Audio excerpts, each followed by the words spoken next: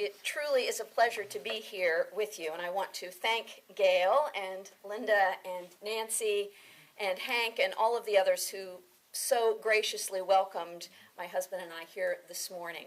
And I bring you greetings from the Unitarian Society of Ridgewood. In November of this past year, a colleague of mine, Reverend Rob Keithan, who is a Unitarian Universalist minister, and he's also serves on the Religious Coalition for Reproductive Choice, an organization based out of D.C. He came and spoke at the Unitarian Society of Ridgewood. And when it came time for the reading, he shared something quite interesting, something I had never heard before, something that gave the congregation quite something to talk about. And so rather than as a reading, because it's a quote, I would share it with you this morning. It comes from Butch Hancock, who is a country folk music artist and songwriter. And he said, "Life in Lubbock, Texas taught me two things. One is that God loves you and you're going to burn in hell. The other is that sex is the most awful, filthy thing on earth, and you should save it for someone you love."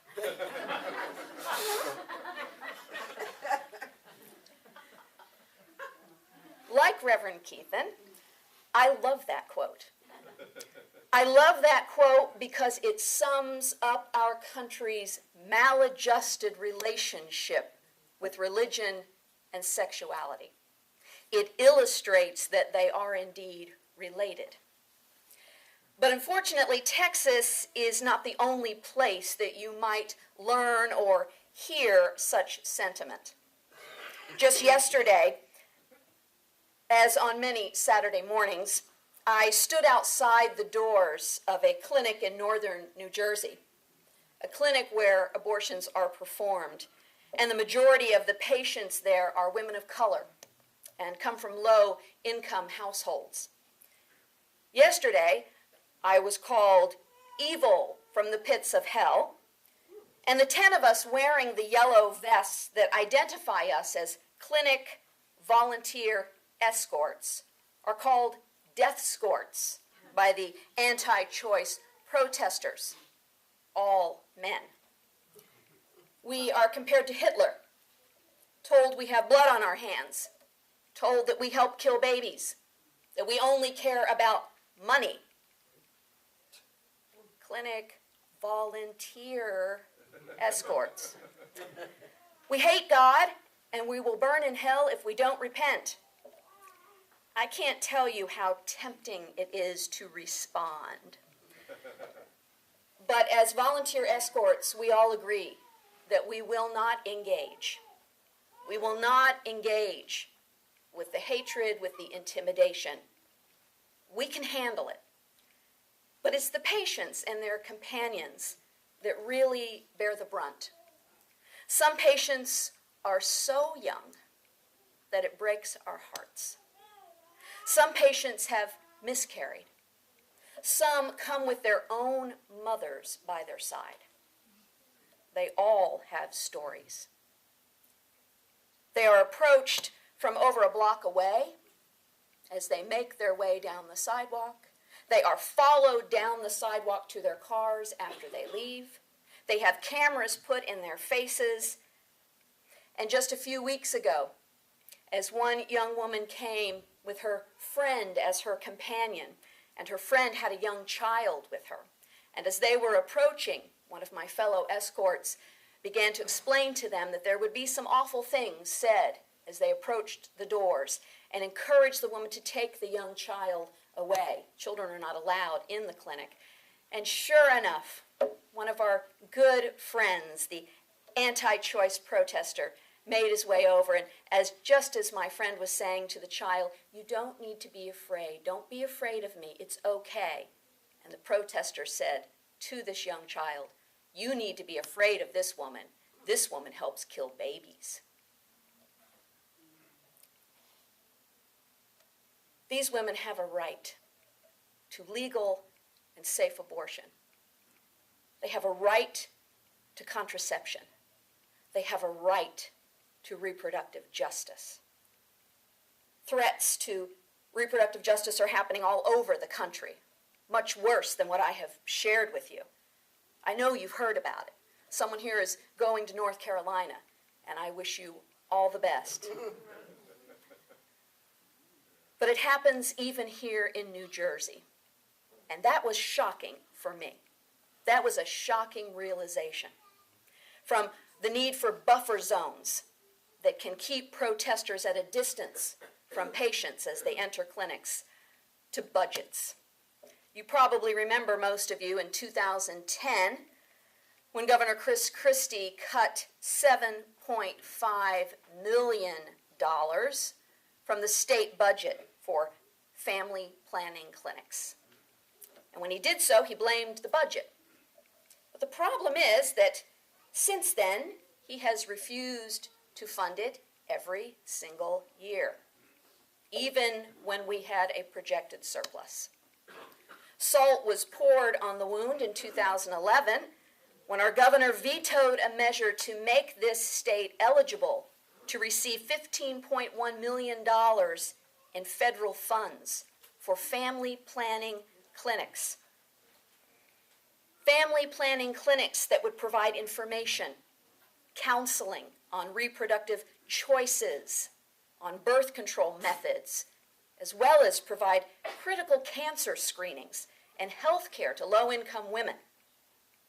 All we had to do was designate $1.1 million of already existing funds, for those services in order to receive those federal funds. But our governor rejected that measure. Women's access to health care in the Garden State has been seriously devastated. Our state has suffered devastating results. 6 centers in New Jersey have closed. Planned Parenthood of Metropolitan New Jersey stopped offering prenatal services at its Patterson Health Center. Patterson, a city with a huge population of low-income families, women of color seeking and needing prenatal care who can no longer receive it at the clinic in their own town. A dozen others in New Jersey have reduced their hours, and nearly 30,000 fewer patients have been treated in them. This is an issue of human rights. It's an issue of reproductive justice. And notice I don't say reproductive rights. I'm talking about human rights and reproductive justice. Reproductive justice is a term that was brought up by coalitions of women of color. And it promotes the right of all women to have children, just as Hank's grandson's partner and the beautiful baby in the back here of the sanctuary. And it promotes the right of all women to not have children, as well as to raise their children in safe and healthy environments. That's what reproductive justice is about. It goes so far beyond abortion. And we cannot talk about justice today, and we really can't talk about justice any day unless we consider oppression. Oppression. I read somewhere that oppression is when people reduce the potential for other people to be fully human. People should be free to pursue their life plans in their own way. Oppressive forces will seek to diminish those plans and thus diminish those people as well. Those of us who work for reproductive justice are fighting those oppressive forces. We are fighting them by standing on the side of love. And we do this in states all over this country. All over the country, including Texas. Including where I grew up and where I was mostly raised in Oklahoma. I imagine most of you from anywhere near there, perhaps even other parts of the country, were probably taught as I was, that in polite conversation it is best to avoid two topics, and we don't even mention sex as one of them: religion and politics. But that's exactly what I'm talking about today. Religion and politics. See, nearly 10 years ago, a longtime peace activist and minister, Reverend William Sloane Coffin, said, "Had I but one wish for all the churches of America today, I think it would be that they come to see the difference between charity and justice. Charity is a matter of personal attribute. Justice is a matter of public policy. Charity seeks to alleviate the worst effects of injustice. Justice seeks to eliminate the causes of it. Charity in no way affects the status quo, which is why charity is so popular in middle-class churches, while justice leads inevitably to political confrontation." A little harsh, definitely disconcerting, definitely uncomfortable, but I tell you, I believe it is the truth. It is the truth that charitable acts alone will do nothing for reproductive justice. But let's remember, and let us not forget, that Martin Luther King Jr. believed both charity and justice are necessary, and I would in no way, shape, or form suggest that they are not. In fact, King said, and I quote, "On the one hand, we're called to play the Good Samaritan on life's roadside, but that will only be an initial act. True compassion is more than flinging a coin to a beggar. It comes to see that an edifice that produces beggars needs restructuring." End of quote. Systemic problems brought on by policies that continue to marginalize and oppress and discriminate call for social change. And only social change can make a lasting difference. Changing these unjust structures requires power. And I would tell you here in this small congregation, you have power. You have power as people of faith. And if that F word disturbs any of you and you find it offensive, just think of faith as trust. You are people of trust. You trust in the power of humanity to bring about social change. And truly, there is power in this community. There is power in our Unitarian Universalist congregations. Power to organize people to bring pressure on legislators. Power of people of progressive liberal faith. Through congregations, through the Unitarian Universalist legislative ministry, we can use our power on behalf of love and on behalf of justice. Just 2 days from now, on March 25th, our U.S. Supreme Court is going to hear arguments in 2 cases where the for-profit corporations, and it's important that you hear that, for-profit corporations, Hobby Lobby and Conestoga Woods. They will hear arguments as these 2 for-profit corporations want to be allowed to impose their religious views on their employees, thereby refusing to provide contraceptive coverage as required under the Affordable Care Act. In that Health Care Act is a mandate that guarantees access to contraception. So if you receive health insurance from your employer, you are guaranteed contraceptive coverage. You would be allowed to follow your own personal convictions regarding family planning. But these companies will argue before the court that this contraceptive mandate threatens their religious liberty, that they, in effect, must make health decisions for their employees. It is shameful. It is outrageous. These corporations aren't houses of worship. They aren't gathered together as we are today. They aren't singing hymns. They aren't lighting a chalice. And yet, they would claim the unique rights and privileges that belong to religious institutions as their own. But they are not. And religious affiliated institutions and houses of worship are exempted. They are accommodated in the healthcare law. So if there is a Supreme Court decision in favor of Hobby Lobby and Conestoga Woods, that proverbial slippery slope is going to be enormously dangerous for every one of us sitting here, for every one of us in this country. Just imagine the encouragement that will give to other corporations who would seek exemptions from other health care needs, perhaps blood transfusions, psychiatric care. It could also encourage a host of other virulent actions like the one recently vetoed in Arizona. Remember that?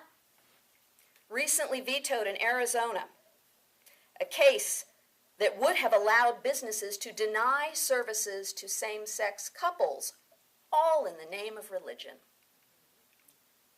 We cannot allow claims of religious liberty to be used by corporations as a tool of discrimination, as a tool of inequality.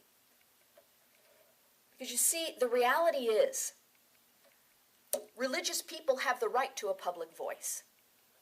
They have the right to a public voice just like anyone else. Rabbi Dennis Ross is the director of Concerned Clergy for Choice in New York. And he reminds us we have a duty. We have a duty to contribute to the national conversation.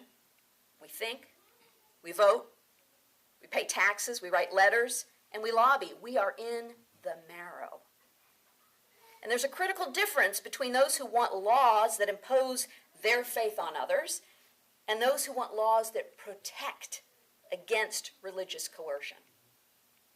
Now, it's true that this congregation, my congregation, all faith communities are prohibited from taking a partisan position or from endorsing any particular political candidate. That is true. But it is, however, every faith community's duty to take stands on important ethical issues of our time. You see, in the 19th century Unitarian history, there's one of the great sadnesses in our lineage, because it was a time when Boston ministers and churches did not speak out. They did not speak out against slavery. No one, with one exception, Theodore Parker. One Unitarian minister. Theodore Parker, who kept a gun, it is said, in his desk, just in case he needed to defend an escaped slave. All of Boston's elite Unitarian churches turned their backs on Parker. You see, their financial resources were bound up in the slave trade. But Parker stood up, and he spoke out on the most important and difficult political issue of his day. And that's what we are called to do. That's what we are called to do as people of faith, of trust. We do it for the Hispanic mother who brings her 14-year-old daughter to the clinic and does her best to shield her from the protesters who yell, "Don't let them murder your grandchild, Grandma." We do it for the men who come to the clinic as companions for their wives and their girlfriends, and just yesterday said, "Thank you for being here," to the escorts. We do it for the women who want to have children. We do it for the women who do not want to have children. And we do it for the women who want to raise their children in safe and healthy environments. We are called to question the status quo, and we're called to take a stand against oppressive forces that would seek to diminish a person's potential.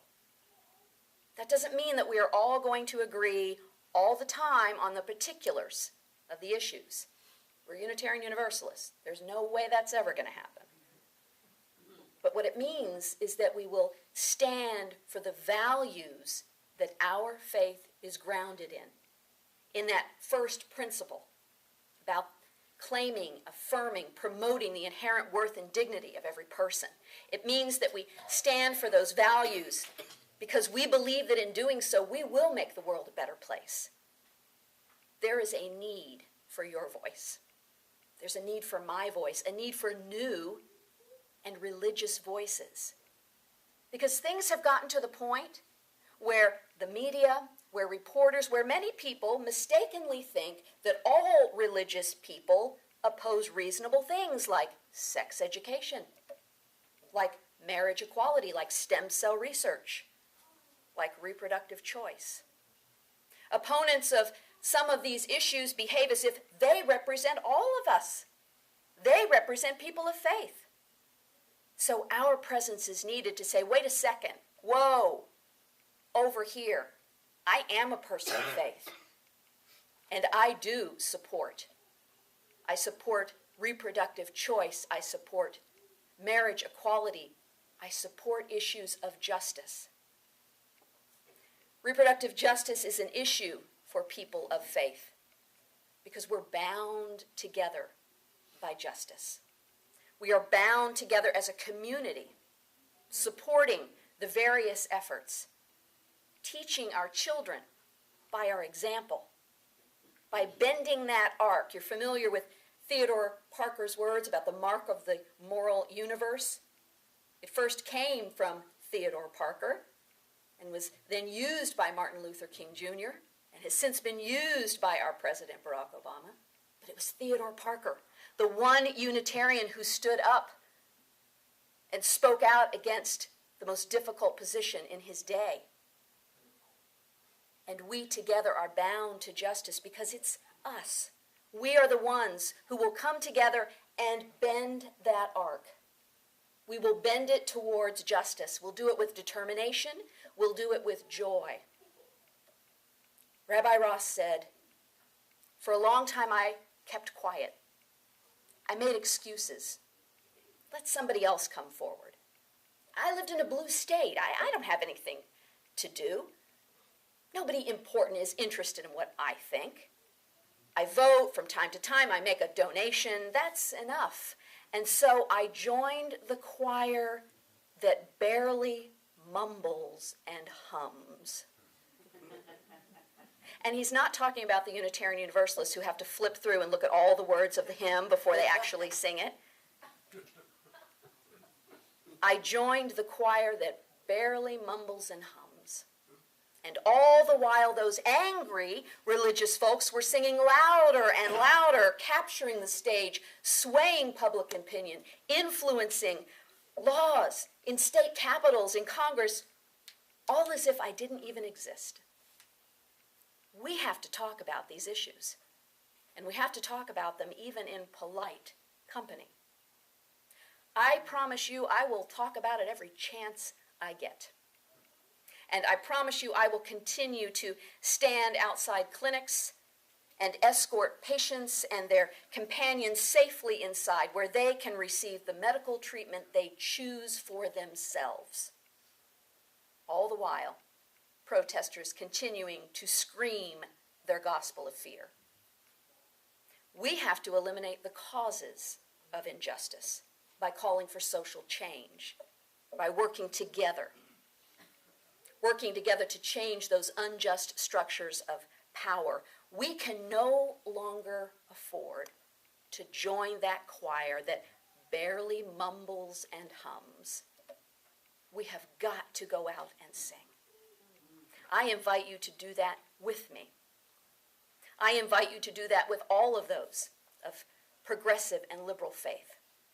The future of our children, of the baby here today, of the children in RE, of Hank's great-grandson, the future of our children, the future of religious freedom, and the destiny of our nation is at stake.